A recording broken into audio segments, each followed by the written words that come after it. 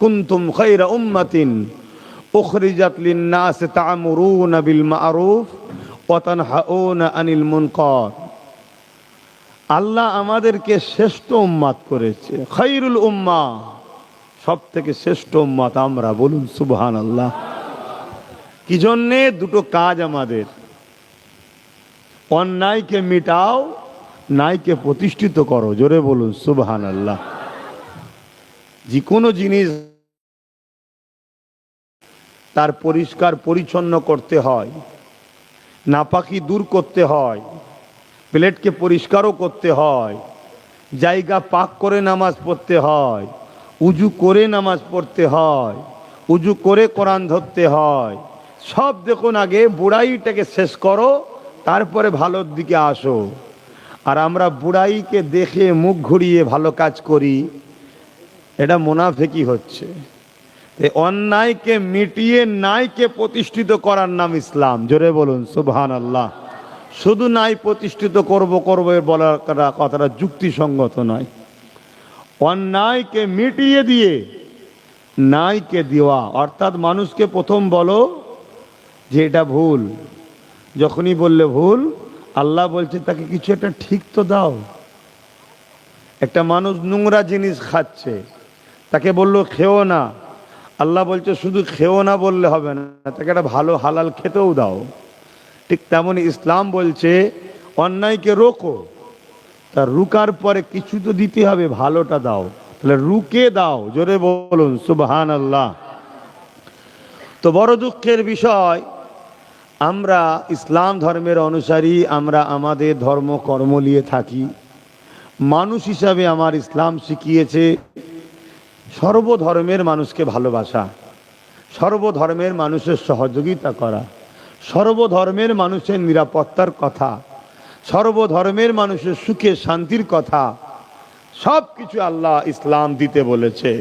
কিন্তু তার ধর্মের বিষয়ে পক্ষে বিপক্ষে তোমরা আলোচনায় যেও না, তুমি তোমার ধর্ম তোমার উৎসব নিয়ে থাকো, এটা ইসলাম আমাদেরকে ইজাজত দিয়েছে।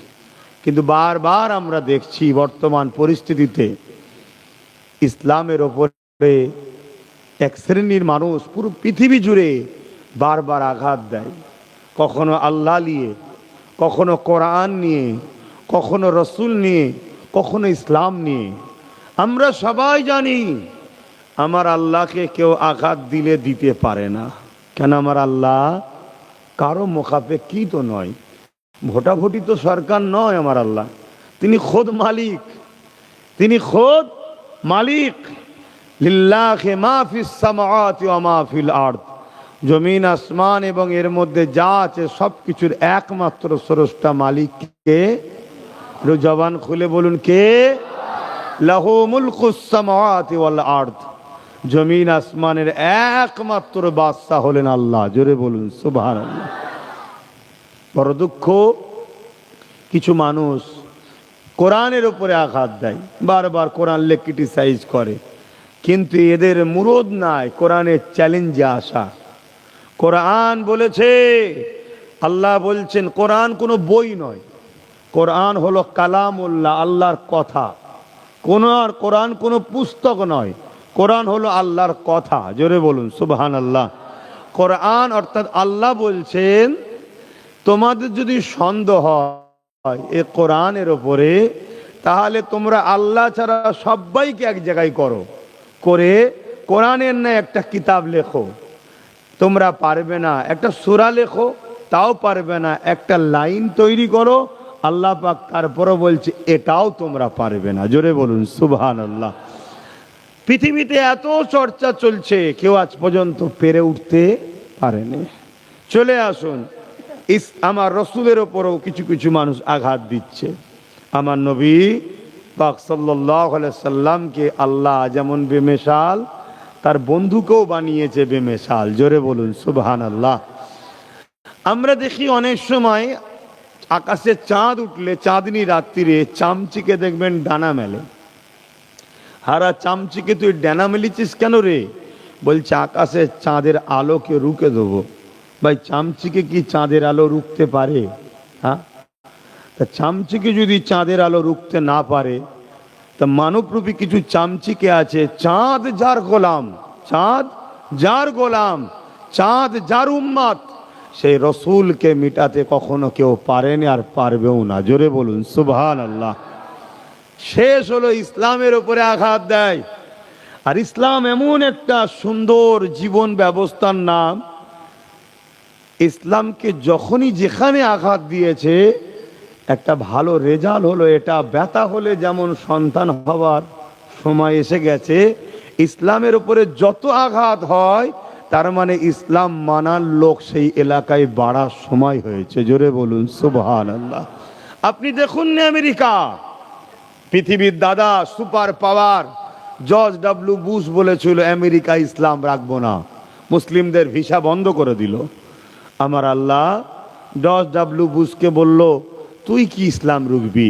তোর কন্যা আছে একটা, কটা? একটা কন্যা আছে, তাকে ইসলামের আলো দিল, কোরআনের হাফেজাও আল্লাহ বানালো। জোরে বলুন সুবহানাল্লাহ। তো এই যে চারটে বিষয় বললাম, আল্লাহ, রসুল, কোরআন, ইসলাম, এটা হলো আমাদের ঈমান, এটা হলো আমাদের ঈমান। বাকি রইল নামাজ, রোজা, হজ, যাকাত, দাড়ি, টুপি, এগুলো সব হলো আমল। এই চারটে ঠিক রেখে যে নামাজ, রোজা, দাড়ি, টুপি, হজ, যাকাত করে, এই চারটেকে ভালোবেসে, সে হলো কামিয়াবি। আর যে এই চারটের উপরে গুরুত্ব ভালোবাসা নাই, যতই নামাজ, রোজা, হজ, যাকাত, দান, খায়রাত করুক না কেন, সে 72 ফেরকা জাহান্নামে যাবে। আবার এই চারটের মধ্যে মহান আল্লাহ সব থেকে প্রিয় করে দিয়েছে মোহাম্মদ রসুলকে। জোরে বলুন সুবহানাল্লাহ। আল্লাহ নিজে বলছে, আমি তোমাদের সারগের থেকে কাছে আছি, আর আমার বন্ধু তোমাদের জানের থেকেও কাছে আছে। জোরে বলুন সুবহানাল্লাহ। সারগ কেটে গেলে আমরা পশু টশু জবাই করার সময় দেখেছি একটু তরপাতরপি করে, কিছুক্ষণ থাকে, তাই তো নাকি? কিন্তু জান বেরিয়ে গেলে, জান বেরিয়ে গেলে আর কিছুক্ষণ থাকে? সারগ কেটে যাওয়ার পর জান বেরোতে দেরি হয় একটু। তা আল্লাহ নিজেকে রাখছে সারগের থেকে কাছে। আর সেই আল্লাহ, তিনার বন্ধু আমাদের নেতা নবী মুহাম্মদ সাল্লাল্লাহু আলাইহি সাল্লামকে মুমিন মুমিনাদের জানের থেকেও বেশি কাছে করে দিয়েছে। জোরে বলুন সুবহানাল্লাহ। এতে কি আল্লাহ বুঝিয়েছে, তোমাদের কাছে আমার হাবিবকে আমি পাঠিয়েছি, আমাকে তোমরা পাবে না, আমায় দেখা যায় না, আমাকে অনুভব করা যায় না, আমাকে কল্পনা করা যায় না, আমাকে ছোঁয়া যায় না, আমাকে স্পর্শ করা যায় না, কিন্তু আমি আছি। তাই আমার পক্ষ থেকে একজনকে পাঠিয়েছি, ওটাকে ছোঁয়াও যায়, ওটাকে কল্পনা করা যায়, ওটাকে ধরা যায়, ওটাকে দেখা যায়। ওটাকে পিয়ার কর, ওটাকে অনুসরণ কর, ওটাকে মহব্বত কর, ওটাকে ধর, অটোমেটিক আমি তোদের হয়ে যাব। জোরে বলুন সুবহানাল্লাহ। তাই যে আল্লাহর সঙ্গে আমাদেরকে জুড়বে যিনি, তাই তিনাকে আল্লাহ আমাদের জানের থেকেও কাছে করে দিয়েছে। জোরে বলুন সুবহানাল্লাহ। কিন্তু বড় দুঃখের সাথে বলতে হয়, আজকে সেই নবীর ওপরও আঘাত ষড়যন্ত্র দিবার একদল লোক চক্রান্ত করছে। জানি জানি তাদের কথাতে আমার রসুলের কিচ্ছু যায় আসে না। কিছু যায় আসে নাকি? এখন যদি এখান থেকে আমরা বলি সূর্যর এই দিকটা এই আছে, সূর্যর ওই দিকটা এই আছে, এতে সূর্যর কিছু যায় আসে? বলবেন তো যায় আসে কি? কিন্তু সূর্য তো সূর্য, সূর্যও তো আমার রসুলের গোলাম উম্মত। জোরে বলুন সুবহানাল্লাহ। সূর্যও আমার নবীর হুকুমে চলে। জোরে বলুন সুবহানাল্লাহ। আর এই হুকুমটা নবীকে, এই পাওয়ারটা দিয়েছেন কে? একটু সবাই বলুন। ব্যাস, এই জায়গায় তাহলে আকীদা ঠিক হয়ে গেল। হ্যাঁ, নবীর যেটাই সবটাই দেনেওয়ালা আল্লাহ, ব্যাস এটা মাথায় রাখবেন, ব্যাস, তাহলে আর সমস্যা নেই। তো ভাইয়ের আমার, কিন্তু আমাদের তো একটা দায়িত্ব আছে না নাই, যে আমরা ভালোবাসি বলি, বাপকে গাল দিলে ঝগড়া করি, মাকে গাল দিলে ঝগড়া করি, নেতাকে গাল দিলে বন্দুক বার করি, নেতার বিরুদ্ধে কথা বলে বোম বার করি, মারপিট করি, নেতার জন্য লড়াই করে জান চলে যাচ্ছে। কি গো, রাসূলে পাক সাল্লাল্লাহু আলাইহি ওয়াসাল্লামের বিষয়ে কেউ কিছু বলবে, আমরা যদি ভালোবাসি, ভালোবাসার প্রমাণ দেওয়া দরকার আছে না না? এটা নতুন নয়, যুগে যুগে ছিল, যুগে যুগে ছিল। আমার নবী পাক সাল্লাল্লাহু আলাইহি ওয়াসাল্লামের সাহাবাদের উপরেও জুলুম হয়েছে, তার আগেও হয়েছে। যত নবী আলাইহিস সালাম এসেছেন প্রত্যেকটা নবীকে আল্লাহ পরীক্ষা নিয়েছে, নবীর উম্মতদের পরীক্ষা নিয়েছে। আর প্রতিটা নবীদের সঙ্গে জালিম শাসকদের লড়াই ছিল। প্রত্যেকটা নবী, আপনি খেয়াল করে দেখুন, প্রত্যেকটা নবীর সঙ্গে প্রতিটা নবী দুটো কাজ করেছে, অন্যায়কে মিটিয়েছে, ন্যায়কে প্রতিষ্ঠিত করেছে। আর যখনই অন্যায়কে মিটিয়েছে, অন্যায়কারী অত্যাচারী যারা ছিল তারা আমার রাসূলুল্লাহর বিরুদ্ধে গেছে। যত নবী আছে নবীদের বিরুদ্ধে গেছে। বনি ইসরাইল 70,000-এর ওপরে নবী পেয়েছে কম বেশি। বনি ইসরাইলের লোকেরা তাদের নবীদের ঘরে শহীদ পর্যন্ত করে দিয়েছে, হত্যা করে দিয়েছে, দুটুকরো করে চিড়ে দিয়েছে। কেন? তারা হকের পক্ষে কথা বলেছিল। তা আজকের দুনিয়াতেও সেই দুটোই লড়াই চলছে, ন্যায় আর অন্যায়, হক না হক। আপনি কোন দিকে থাকবেন সেটা আপনার বিষয়। তবে আমরা উলামা ওরাসাতুল আম্বিয়া, নবীর ওয়ারিস হিসাবে আমাদের ডিউটি আপনাকে সত্যটা দেখানো, অন্যায় থেকে দূরে থাকার জন্য বুঝানো। কথা বুঝে আসছে? জুলুম হবে। নবীর পক্ষে, আল্লাহর পক্ষে, ইসলামের পক্ষে থাকলে যুগে যুগে জুলুম হয়েছে। সাহাবা হুজুরদের ইতিহাস দেখুন না। আমার নবী যখন মক্কার জমিনে এসে 40 বছর বয়সে নবী আমার বললেন, লা ইলাহা ইল্লাল্লাহ আনা মুহাম্মদ রসুল্লাহ, अल्लाह के सिवा दूसरा कोई माबूद ही नहीं, मैं मोहम्मद अल्लाह की रसूल हूँ। এই কথাটা যখনই বলল, বাস যারাই রসুলকে আলামিন বলেছিলেন, সাদিক বলেছিলেন, তারাই রসুল পাক সাল্লাল্লাহু আলাইহি ওয়াসাল্লামের বিরুদ্ধে দাঁড়িয়ে গেল। আর যারা প্রথম প্রথম কলেমা পড়েছে রসুলের হাতে হাত দিয়ে, তাদের উপরে কম জুলুম হয়েছে। কিন্তু এখানে ছোট্ট একটা কথা বলে দিয়ে ইতিহাসের দিকে যাচ্ছি। এই যে রসুল পাক সাল্লাল্লাহু আলাইহি ওয়াসাল্লাম 40 বছর বয়সে নবুয়াতের এলান করেছে, এই জায়গায় মুসলিম উম্মার মধ্যে একটা ভুল আকিদা আছে। কি আকিদা? নবী নাকি 40 বছর বয়সে নবী হয়েছে, নবুয়াত পেয়েছে। এটা হলো ভুল আকিদা। আমার নবী পাক সাল্লাল্লাহু আলাইহি ওয়াসাল্লাম 40 বছর বয়সে নবুয়াতের চাকরিতে জয়েন্ট হয়েছে। লেটার তো সেদিন পেয়েছে আপনি নবী যেদিন আল্লাহ ইয়াসিন বলে ডেকেছিল। জোরে বলুন সুবহানাল্লাহ। যেদিন বাপ আদম আলাইহিস সালাম পানি কাদা সঙ্গে মিলেছিল, তারও হাজারো হাজারো বছর আগে মুহাম্মদ সাল্লাল্লাহু আলাইহি ওয়াসাল্লাম নবী রসুল ছিলেন। জোরে বলুন সুবহানাল্লাহ।